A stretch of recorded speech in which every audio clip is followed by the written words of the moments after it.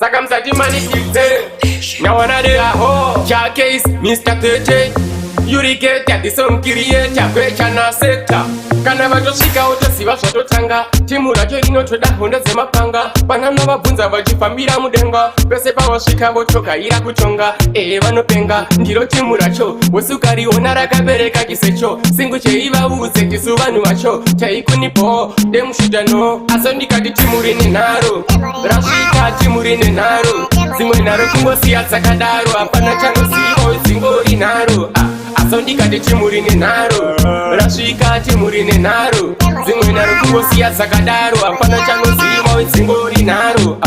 nharo dzekusiya wakasunura sedemba nharo singaperi unge mvura yemuchemba nharo dzekushururugu bhegi rine bhemba nharo dzekukombeya nek neatidya nharo dzinopfundusa muna nechipande nharo dzinosekesa muna nemavende nharo dzakabatana bhurugwa nebhande nharo dzino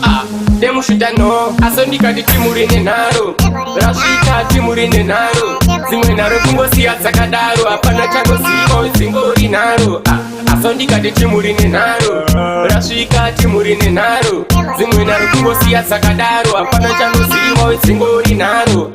kana vatosvika wotoziva zvatotanga timu racho rinotoda hondo dzemapanga panano vabvunza vachifambira mudenga pese pavasvika votokaira kutonga vanopenga ndiro timu racho wosukariona rakabereka chisecho singu cheivaudze tisu vanhu vacho chaikunipo demushudano aso ndikati timu rine nharo rasvika timu rine nharo dzimwe nharo kungosiya dzakadaro hapana chanosiivo dzingori nharo aso ndikati timu rine nharo rasvika timu rine nharo dzimwe nharo kungosiya dzakadaro hapana chanosiivo dzingori nharo